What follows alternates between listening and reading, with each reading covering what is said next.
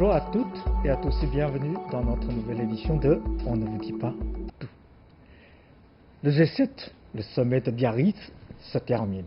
Voilà, le rideau est fermé. Et le monde entier en fait beaucoup de commentaires, quelquefois très divers et surtout contradictoires. Certains disent, bon, c'est un succès, d'autres disent, ah non, c'est une défaite. Alors, pour mieux comprendre ce G7 de Biarritz, je suis très heureux aujourd'hui d'avoir deux invités. Ding Yifan, économiste et politologue que vous connaissez très bien, l'auteur de nombreux ouvrages concernant l'économie et politique mondiale. Voilà, bonjour Ding Yifan. Bonjour. Et puis Patrick Barre, vous êtes journaliste, correspondant de l'AFP à Pékin. Bonjour Patrick et merci d'avoir accepté mon invitation. C'est vous. Voilà. Bon, ma première question à tous les deux, alors c'est très simple.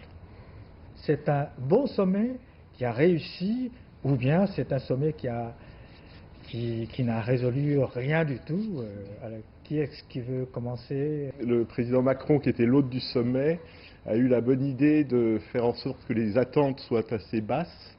Ah oui. Donc, parce qu'on savait ce qui s'était passé lors du précédent sommet au Québec il y a un an, qui avait été assez désastreux. Au Canada. Voilà. Donc là, on est parti du principe qu'il n'y aurait pas de communiqué final. Donc, il n'y a pas de communiqué final, c'est la première fois. Hein. C'est ça. Bon, alors, il y a quand même 44 ans. Exactement, mais il y a quand même une déclaration finale. Donc tout ça est assez subtil. Mais voilà, on aurait pu, si jamais on avait pu se mettre d'accord sur rien, bon, on n'aurait rien publié et tout le monde aurait dit que c'était pas un échec. Donc voilà, les attentes étaient assez basses. Il n'y avait pas vraiment d'ordre du jour, on ne savait pas exactement de quoi on allait parler. Et puis finalement, il y a eu quand même des avancées sur l'Iran, par exemple. Évidemment, on ne sait pas ce que ça donnera à long terme, mais dans un premier temps, on peut dire que il n'y a pas eu de grosse dispute, personne n'est parti en claquant la porte. Trump est rentré chez lui sans tweeter tweet assassin, donc finalement, c'est un succès. Au Canada, il avait quitté le sommet un peu plus tôt que les autres. Bon, c'est un succès parce que le but était assez... Alors, oui, par rapport au sommet dernier. Donc celui-là peut être considéré comme un succès parce qu'il n'y a pas eu de scandale, parce qu'il n'y a pas vraiment eu de disputes acharnées entre les dirigeants, etc. Donc la face est sauvée.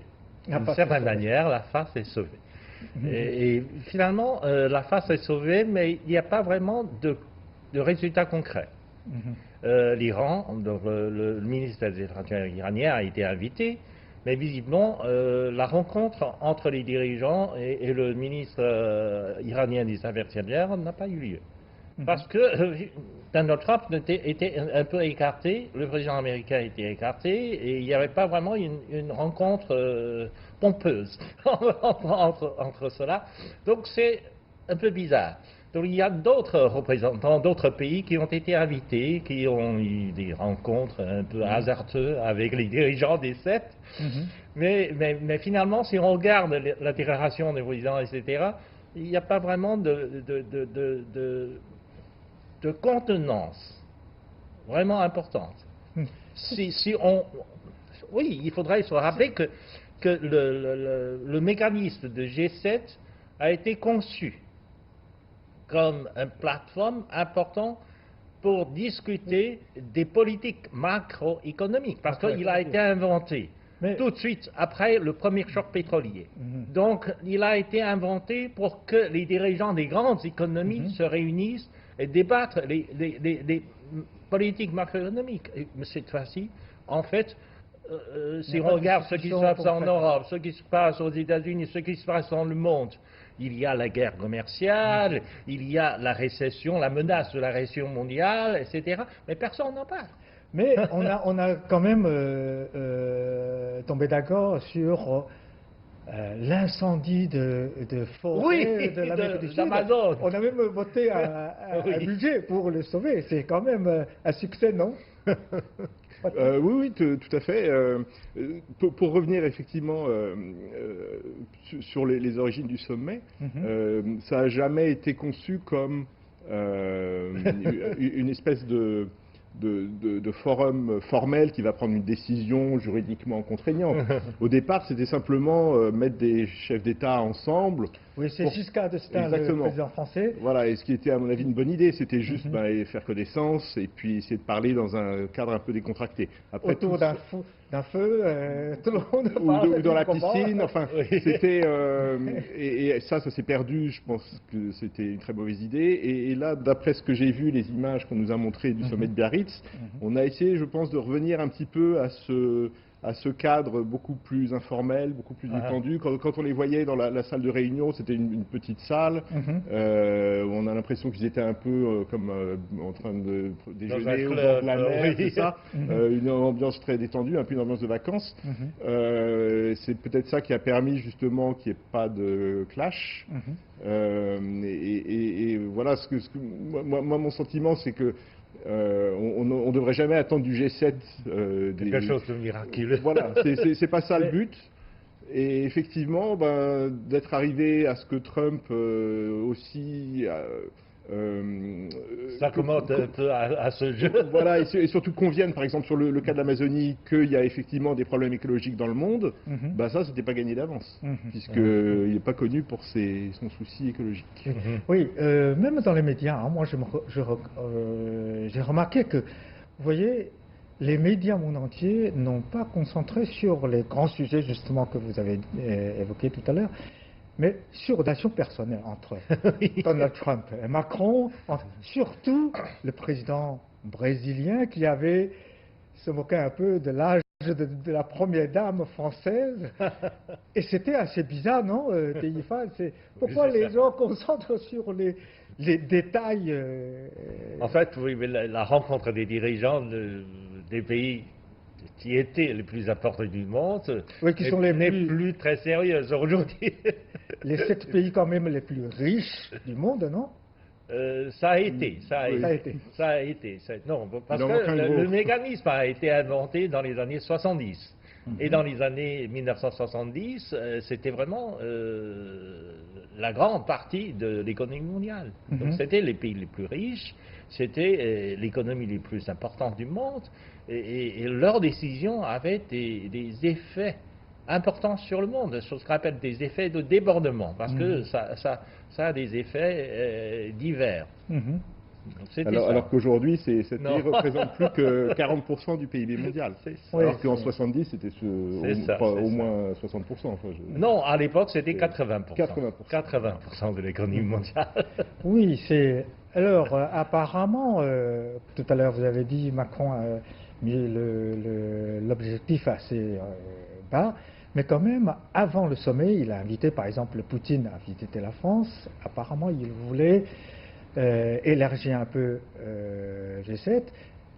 Vous l'avez dit tout à l'heure aussi, le ministre des Affaires étrangères iranien était présent pendant le sommet quand même pour essayer de trouver une solution sur la crise iranienne. Mais la question justement, apparemment maintenant, comme les États-Unis est toujours à part, apparemment le G7 devient une sorte de 6+1.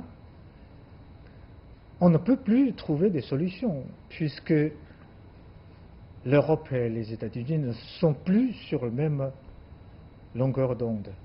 Alors, si on prend le cas de l'Iran, par exemple, Trump a quand même dit qu'il n'exclut pas de rencontrer le président iranien. Donc ça, évidemment, il dit toujours des choses et puis il fait le contraire. Il va peut-être changer d'avis demain,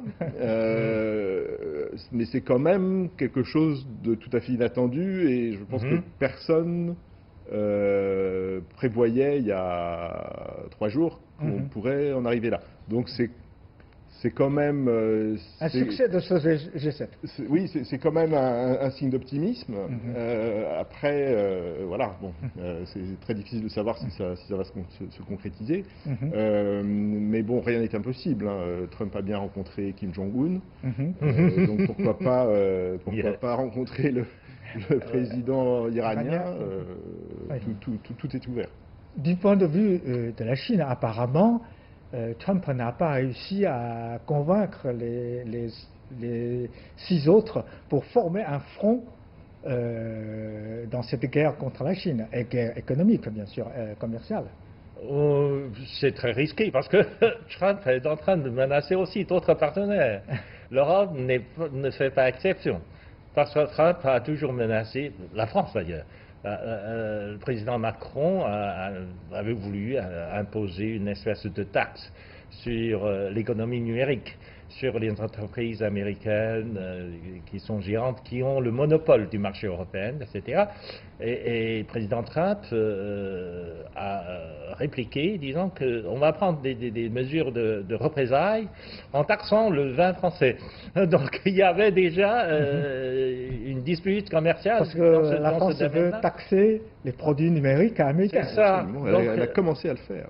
Commencé à le faire. Donc, dans tout cela, l'Europe est l'objectif de la guerre commerciale. L'affaire n'a pas échappé à cette guerre commerciale, le Japon aussi. Le Japon a essayé de conclure un accord. Tout dernièrement, le Japon semble arriver à un accord commercial avec les États-Unis en faisant une grande concession aux produits agricoles américains. Mais c'est pas sûr, parce que vu la manière dont le président Trump prend ses décisions. Et je garde mon esprit très douteux à l'égard de la décision américaine, parce qu'il se peut qu'un jour ou l'autre, le président Trump change d'idée et menace à nouveau de taxer les produits japonais. Parce que il y a toujours une vexation commerciale du Japon vis-à-vis des États-Unis. Et le président Trump a une conception un peu bizarre de l'excédent et de déficit commercial. C'est un peu bizarre. Il y a une photo que je voulais demander votre commentaire, votre avis. Une photo, 6 dirigeants sur la table, sauf Donald Trump, parce qu'on veut discuter le problème du changement de climat. Apparemment, Donald Trump ne veut pas participer à cette réunion. Est-ce que c'est un signe qui montre que les États-Unis, comme Trump répète toujours, les États-Unis d'abord, est-ce que le monde, le G7, est vraiment maintenant est formé 1 plus 6. Et même, on peut dire que les États-Unis tout seuls contre le monde entier, Patrick.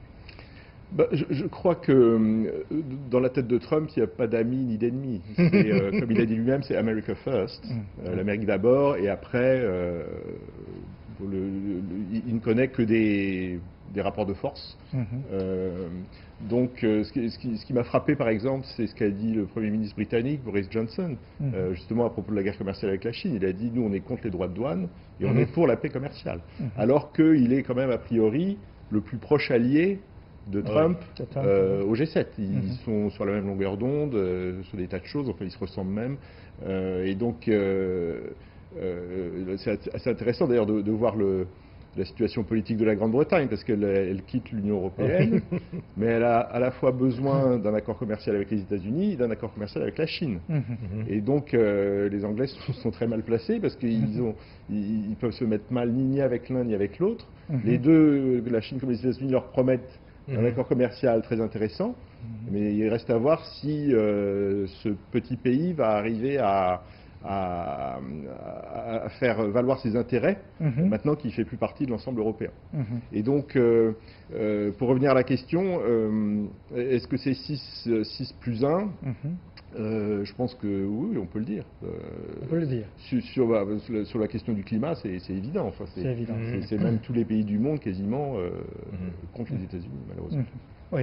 Et alors, Stéphane, apparemment, quand même, Trump, cette fois-ci, comme vous l'avez tous les deux à mentionné, cette fois-ci, Trump est moins virulent que la fois dernière au Canada. Il a réussi à rester jusqu'au bout. Jusqu'au bout. Oui. Est-ce que c'est un signe de réconciliation, même sa forme 6 plus 1 je pense qu'il aura intérêt à rester calme. Parce que dans les derniers jours du sommet, et il a laissé tout de même dans le tweet que la partie chinoise aurait voulu reprendre la négociation commerciale. Mais finalement, cette information a été tout de suite déniée par le ministère chinois des Affaires étrangères. Ouais. Ils ne sont pas au courant, ils n'ont pas vraiment démenti. Ils ne sont pas au courant de ça. Assez curieux, hein. Donc là, cela veut dire que finalement, Trump a probablement intérêt à calmer un peu, même la guerre commerciale. Donc si Trump est prêt à calmer un peu la guerre commerciale, elle aura intérêt à rester très sage, même au sommet du G7, parce que regardez ce qui se passe aux États-Unis. La bourse chute. Chaque fois que le président Trump fait une déclaration sur la guerre commerciale, qu'il est prêt à relever la barre pour augmenter le droit de douane, la bourse chute. Donc, les indicateurs économiques montrent que finalement, l'économie américaine est entrée dans une récession. Donc, c'est une très grande menace au moment où le président Trump va se lancer dans une autre campagne électorale pour être réélu président l'année prochaine. Si l'économie américaine tombe en récession, il n'y a probablement pas de possibilité qu'il soit réélu. Parce que dans l'histoire américaine, jamais un président en poste n'a réussi à se faire réélire dans la campagne.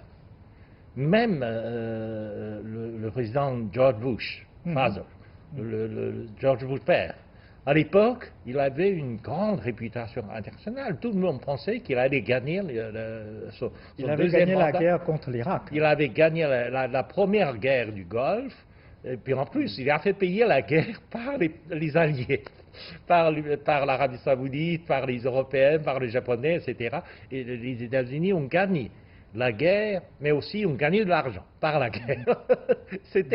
Puis en plus, George Bush bénéficiait des dividendes de la guerre froide parce que l'Union soviétique venait d'être démembrée.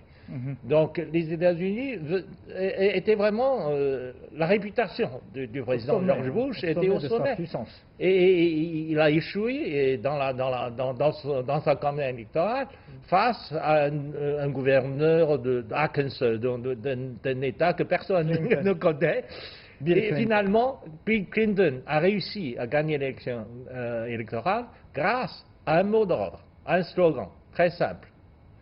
Stupid, c'est l'économie. Stupid, it's economy. Et ça a battu George Bush parce que l'économie américaine à l'époque était en récession. Donc Donald Trump doit connaître ça au cœur. Parce que s'il fait en sorte... On parle, bien sûr, aujourd'hui, on parle de la récession Trump. On parle de la récession Navarro, parce que ce sont des hommes qui sont farouches pour la guerre commerciale. Mais ce sont aussi le grand danger. C'est aussi un grand danger pour l'économie américaine. Bon, heureusement, apparemment pour Donald Trump, en face de lui, il n'y a pas un Bill Clinton aujourd'hui très puissant. Bon, G7, je reviens sur G7. Apparemment, G7, l'idée est conçue par Giscard d'Estaing, justement, à l'époque. C'était les pays les plus riches, les plus puissants, les premiers pays industrialisés, qui dirigent un peu le monde. Mais après, la Russie a été introduite, G7 devient G8, et puis exclu à cause de l'affaire de Crimée, etc. Aujourd'hui, alors, comme la Chine est devenue la deuxième puissance économique du monde, comme le G7 n'est plus aussi puissant qu'avant, pour vous, est-ce que le G7 aura encore un avenir qui veut répondre? Je pense que le G7, c'est pas juste une question économique, c'est aussi des pays qui partagent un peu les mêmes valeurs, les mêmes systèmes politiques. Donc que leurs dirigeants se parlent, à mon avis, c'est une bonne chose. Comme on disait tout à l'heure, c'est pas la notion d'avoir une espèce de gouvernement mondial qui prendrait des décisions qui s'appliqueraient à tous. Je pense que c'est toujours une bonne chose que les dirigeants se parlent. Après, c'est sûr qu'ils ne représentent plus qu'une part minoritaire de l'économie mondiale. Donc heureusement, on a créé le G20 il y a 10 ans maintenant, après la crise financière de 2008, qui lui incorpore, je crois, 85% de l'économie mondiale, avec tous les grands pays émergents. À l'initiative aussi d'un président français, Sarkozy, Nicolas absolument. Sarkozy. Donc, bon, je pense que le fait que les deux choses existent, c'est positif. Après, le G20, c'est presque un trop gros machin, comme aurait dit le général de Gaulle. Est-ce qu'à 20, on arrive vraiment à discuter, à avancer? Ça reste à prouver. Ces dernières années, les sommets du G20, malheureusement, n'ont pas semblé être très productifs. Et Ténifan, vous avez souvent, j'ai entendu que vous avez parlé non seulement G7, mais vous avez mentionné aussi un E7. Oui, non, en fait, cette question de G7, etc., marque une transformation de l'économie mondiale et une transformation du cadre d'éducation des grandes économies du monde. Il ne faut pas oublier que le G7 a été créé dans les années 1970, après le premier choc pétrolier, et le but de ce forum informel des dirigeants des grandes économies du monde était de coordonner leur politique macroéconomique afin de sortir de la crise pétrolière, d'autant maintenant une politique économique positive et préventive. Préventive contre l'inflation, positive pour encourager la croissance. C'était ça. Et à l'époque, les deux chefs d'État ou chefs du gouvernement à l'époque de G7 étaient sortis du rang technocrate. C'était le cas du Français président Valéry Giscard d'Estaing, et c'était aussi le cas de chancelier allemand Helmut Schmidt. Tous les deux sont sortis ministres de Finances, technocrates, etc. Ils connaissent bien les rouages de la régulation macroéconomique. Donc le forum était plus ou moins guidé par ce couple franco-allemand. Et dans les années 70, le G7 était vraiment un mécanisme de régulation des politiques macroéconomiques de toutes les 7 économies du monde. Les 7 économies du monde représentaient à l'époque 80% de l'économie mondiale. C'était énorme, c'était très important. Mais une fois entré dans les années 80, ça a déjà changé. Lorsque François Mitterrand a été élu président de la République, François Mitterrand ne s'intéressait pas beaucoup à ce genre de choses. Il ne connaissait pas beaucoup la régulation. En plus, il ne faut pas oublier que le mécanisme de ce G7 c'était une discussion entre les chefs d'État et chefs du gouvernement avec seulement un assistant. Il n'est pas accompagné d'une délégation importante du gouvernement, non. Chaque chef d'État ou de gouvernement est accompagné seulement d'un Sherpa, d'un conseiller. Donc, ce qui fait qu'il faut que le chef d'État ou du gouvernement ait des connaissances énormes. Et ça n'a pas marché dans les années 80. Ni François Mitterrand, ni Reagan, ni Ronald Reagan, etc. ne s'intéressaient à ce genre de choses. Donc, vite, le lieu de décision a été transformé du sommet vers ce qu'on appelle la réunion des gouverneurs de banque centrale et de ministres de finances. Parce que parallèlement, il y a aussi une réunion des G7, mais pas le sommet, mais des ministres de finances et gouverneurs de banque centrale. Beaucoup de décisions, y compris l'accord de Louvre, l'accord de Plaza à New York, etc., qui ont déterminé le sort de Deutsche Mark et le sort du yen et du dollar, ont été décidés non pas par les chefs d'État, mais par les ministres de finances et par les gouverneurs de banque centrale. Donc, et puis, une fois dans les années 90, le G7 a complètement changé de nature.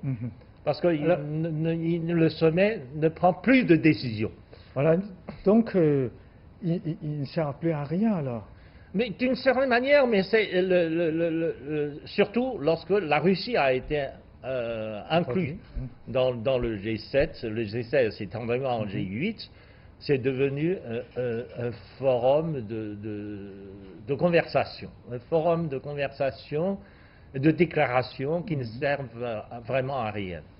Ça va, Qui ne servent vraiment à rien. Mais c'est un lieu pour rappeler que nous sommes encore là. Nous comptons encore dans ce monde.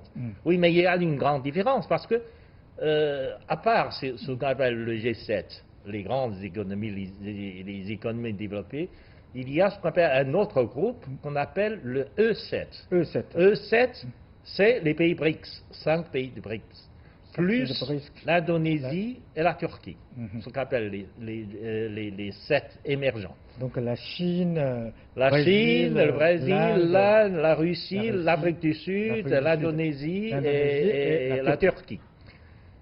En 1997, les E7 commencent à se développer, mais le G7 représente encore le double de E7. Mais en 2013, ils sont à égalité. E7 et G7, ils sont à égalité. Économiquement. Et selon toutes les estimations possibles, etc., réalisées en particulier par les agences de conseil américaines, McKinsey Global Institute. Par McKinsey Global Institute, en 2035, pas très loin, les E7 seraient le double du G7. Oui, bon. Le monde change assez rapidement et selon les estimations de PricewaterhouseCoopers, donc une agence de comptable américaine, mais internationale, en 2050. Alors là, le changement sera encore plus grand. Parce que le G7 sera réduit à moins de 20% de l'économie mondiale, alors que le E7 serait beaucoup plus grand que ça. Le reste représente plus que la moitié du monde. E7, je me rappelle encore 5 pays de BRICS, et puis G20, que Patrick tout à l'heure a mentionné. Alors, quelle organisation aura un avenir, ce qui pourra donner une indication pour l'économie mondiale? Alors, pour jeter un coup d'œil dans le futur, Patrick. Et surtout, G7, s'il introduit la Chine, peut-être il va changer quelque chose. Mais de toute façon, jusqu'à maintenant, la Chine est toujours exclue. Je ne suis même pas sûr que les dirigeants chinois aient forcément envie d'adhérer au G7. Après, à plus long terme, je pense que l'architecture qui paraît évidente, c'est celle du G20, parce que ça, comme je disais tout à l'heure, c'est la quasi-totalité de l'économie mondiale. Bon, G20 peut remporter. Et puis l'enjeu actuel, c'est de savoir comment justement cette économie mondiale va pouvoir fonctionner entre des pays riches et des pays émergents. On le voit très bien aujourd'hui avec la guerre commerciale entre la Chine et les États-Unis. D'accord. Donc c'est le G20 qui paraît la structure d'avenir. Et Tinifan est aussi, je partage l'analyse de Patrick. En fait, le G20 représentera beaucoup plus de façon juste l'économie mondiale.